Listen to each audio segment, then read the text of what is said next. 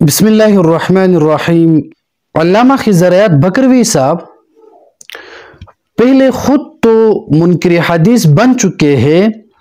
لیکن وہ روزمرہ لائیو ویڈیوز کر کے عوام الناس اور اسی طرح ان طلباء کرام کو بھی انکار حدیث کی طرف دعوت دیتے ہیں جو طلباء کرام کسی کے نام سے متاثر ہو کر ان کو فالو کرتے ہیں۔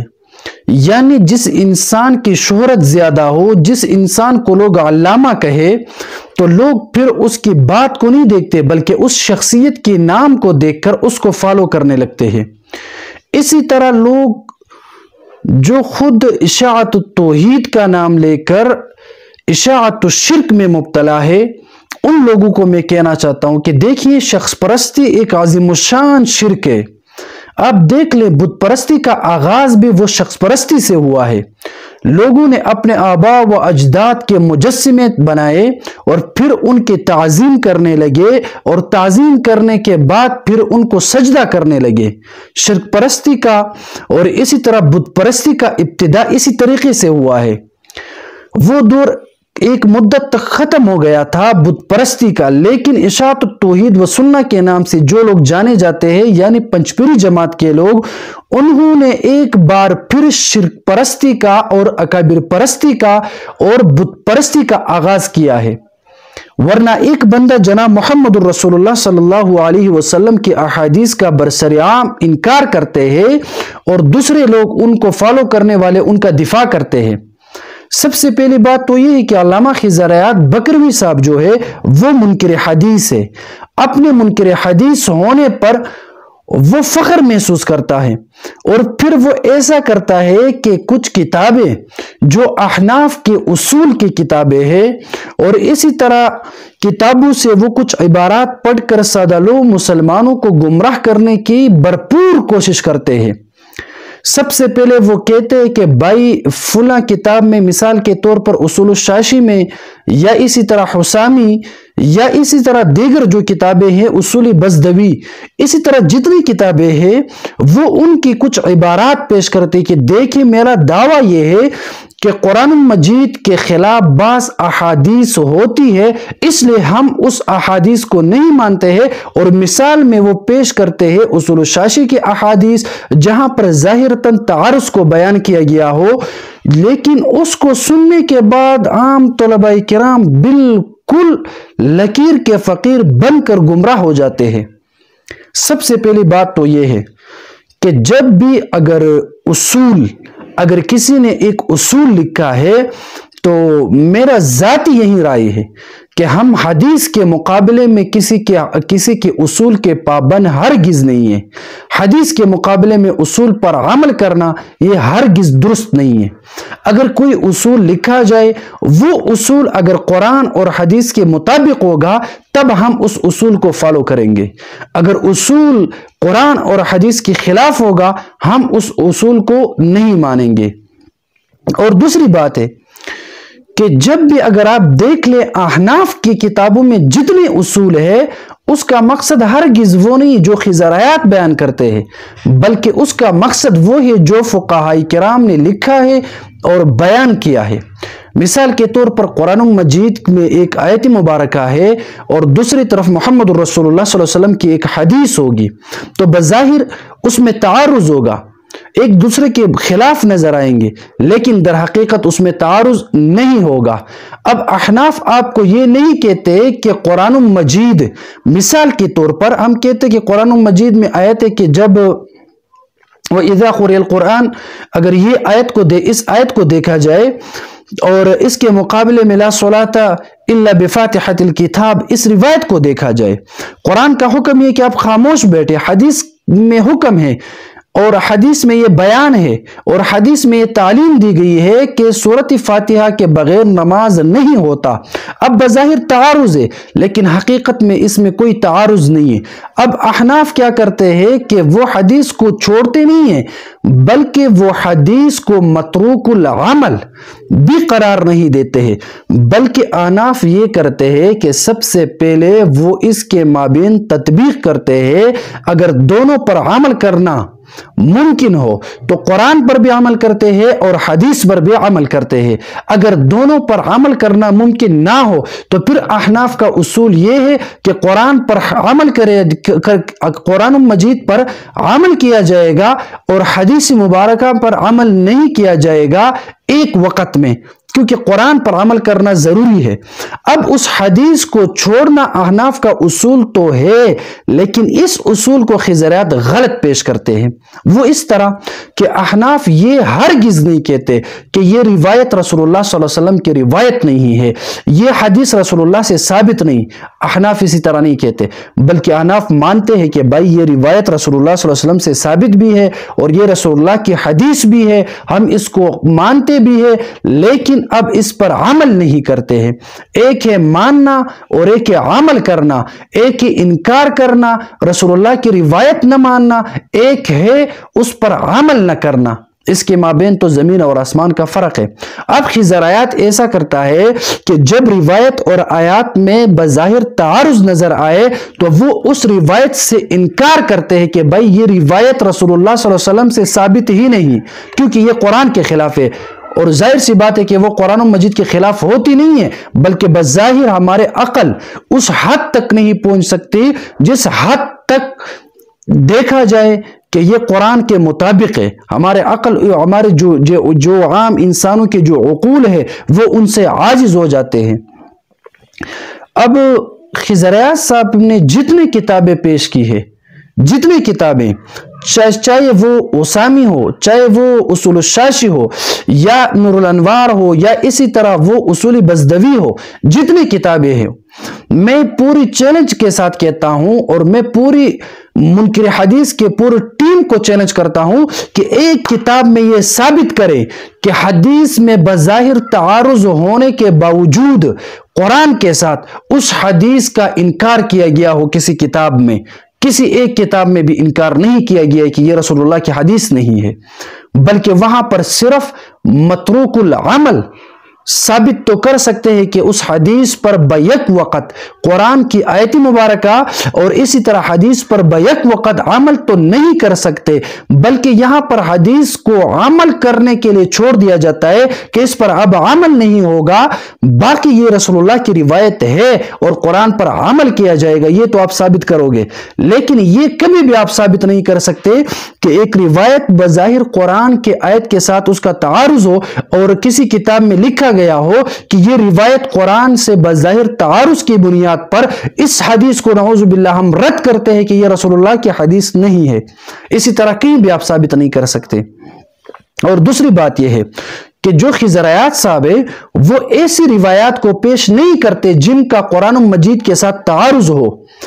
بلکہ 1400 سال سے لے کر آج تک ان روایات میں کسی نے یہ نہیں کہا ہے کہ یہ روایت قرآن مجید کے آیت کے مخالف یا تعارض کی بنیاد پر پیش کی ہو۔ کسی نے 1400 سال میں کسی نے بھی پیش نہیں کیا، بلکہ 1400 سال سے ایک صحیح روایت جس کو امام بخاری رحمہ اللہ، امام شافعی رحمہ اللہ، امام ابو حنیفہ رحمہ اللہ، امام احمد بن حنبل رحمہ اللہ، امام ترمذی رحمہ اللہ، امام ابو داؤد رحمہ اللہ جیسے بڑے بڑے محدثین، فقہاء کرام اور امت کے بڑے بڑے حضرات ان روایات کو صحیح اور درست مانتے ہیں اور سمجھتے ہیں اور عمل کرتے ہیں، ان روایات کو خضریات قرآن کے خلاف قرار دیتا ہے تو معلوم ہوا کہ خضریات منکر حدیث ہے اور ان کا دعویٰ ہی باطل ہے۔ اب قرآن مجید اور احادیث کو بیان کرنے والے اپنے لوگ ہوتے ہیں۔ یہاں پر ایک اہم نقطہ اور ضروری بات میں کرنا چاہتا ہوں، وہ یہ ہے کہ اب امام بخاری رحمہ اللہ اگر بیان کرے کہ بھائی یہ روایت ضعیف ہے، یہ روایت صحیح ہے،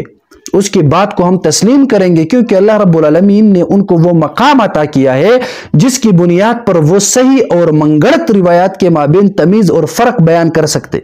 اسی طرح اگر دیگر محدثین حضرات، امام ابن حجر العسقلانی رحمہ اللہ، شاہ انور شاہ کشمیری رحمہ اللہ جیسے بڑے بڑے محدثین اگر کسی روایت کی تصحیح کرے تو پھر علامہ خضریات بکروی صاحب کو ہرگز مناسب نہیں کہ اس روایت کو قرآن کے خلاف قرار دے۔ 1400 سال سے ایک روایت وہ رسول اللہ صلی اللہ علیہ وسلم کے حدیث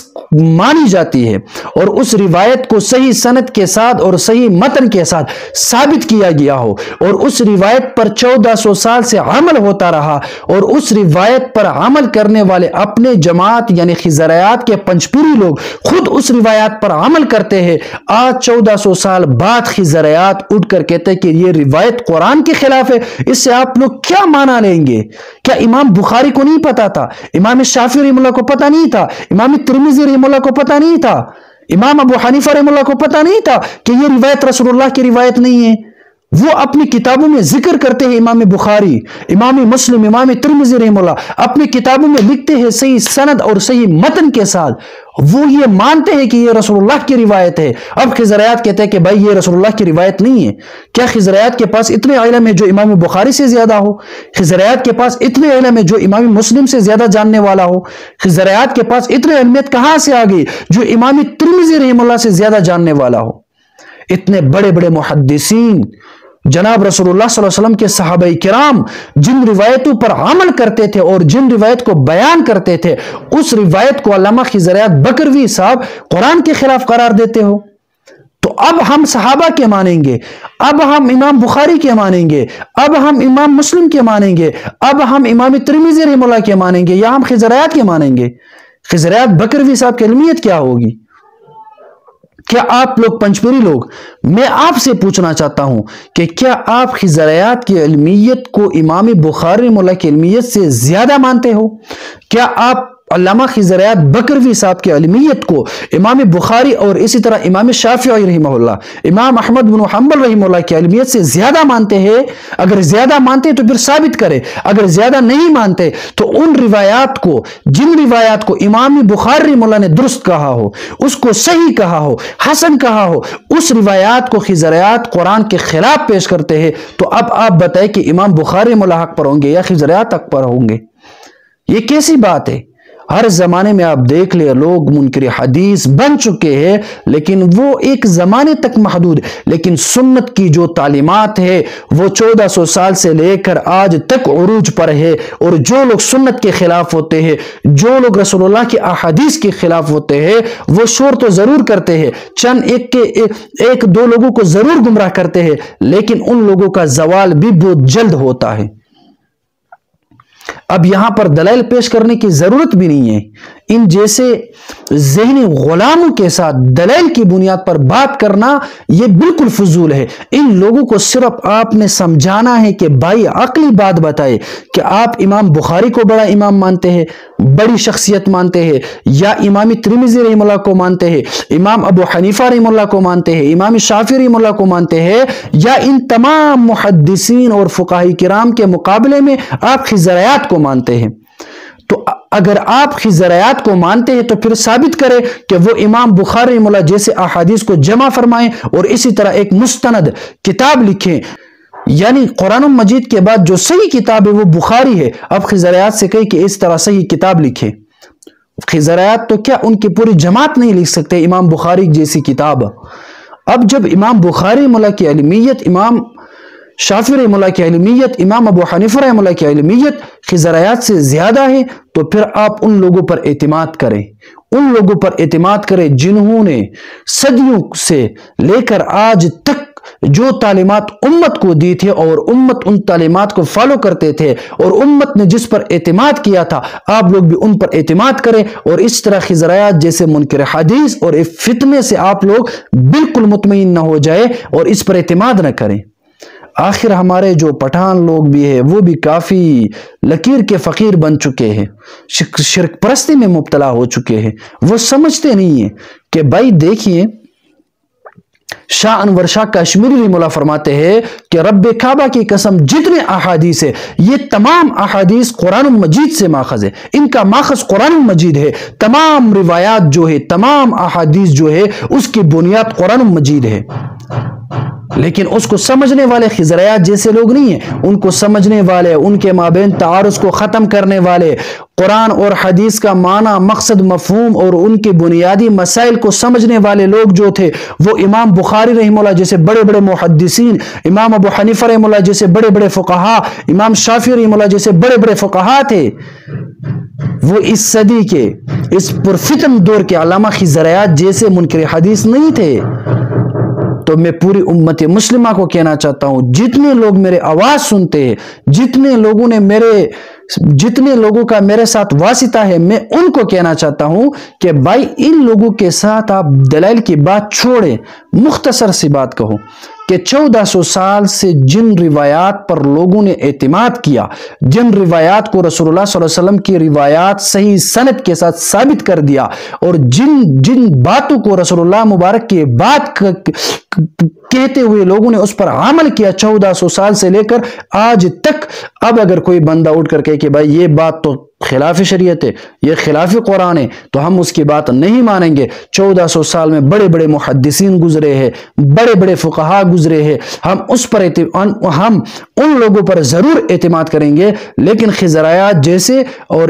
ان کی جماعت میں جتنے منکر حدیث ہیں، ہم ان جیسے لوگوں پر اعتماد نہیں کریں گے۔ پہلے تو ہم کہتے تھے کہ خضریات منکر حدیث ہے، لوگ ہمیں ماں بہن کی گالیاں دیتے تھے کہ بھئی آپ الزام لگاتے ہیں، جھوٹ بولتے ہیں۔ اب ان کے جماعت کے اپنے لوگ، مفتی مجتبی عامر صاحب اور اسی طرح مفتی توصیف صاحب اور اسی طرح پشاور کے ایک مولوی ہے، ان کی جماعت کے اپنے لوگوں نے یہ اقرار کیا کہ علامہ خضریات بکروی صاحب منکر حدیث ہے، منکر حدیث ہے، منکر حدیث ہے۔ آپ لوگ ہماری بات تو نہیں مانتے، اپنے جماعت کے لوگوں کی بات ہی مان لے۔ خضریات منکر حدیث تھا اور منکر حدیث ہے۔ اللہ سے دعا ہے کہ اللہ رب العالمین ان کو ہدایت دے، اگر ہدایت ان کی نصیب میں نہ ہو تو وہ کل بھی منکر حدیث ہوگا، اور جو لوگ ان کو فالو کریں گے وہ رسول اللہ صلی اللہ علیہ وسلم کے ساتھ پوری غداری کرنے میں اپنا حصہ ڈالیں گے، اور جو لوگ رسول اللہ صلی اللہ علیہ وسلم کو فالو کرتے ہیں وہ خضریات کو فالو کرنے والے نہیں ہوں گے۔ جو لوگ رسول اللہ صلی اللہ علیہ وسلم کو ماننے والے ہیں وہ خضریات کی باتوں کو ماننے والے نہیں ہوں گے۔ جو لوگ خضریات کی باتوں کو ماننے والے ہوں گے وہ رسول اللہ صلی اللہ علیہ وسلم کے ساتھ غداری کریں گے، اور جو لوگ خضریات کو فالو کرتے ہیں وہ قرآن کے بھی دشمن ہے، وہ احادیث کے بھی دشمن ہے، وہ صحابہ کے بھی دشمن ہے، وہ امام بخاری کے بھی دشمن ہے، اور وہ پورے فقہا اور تمام محدثین کے بھی دشمن ہیں۔ کیونکہ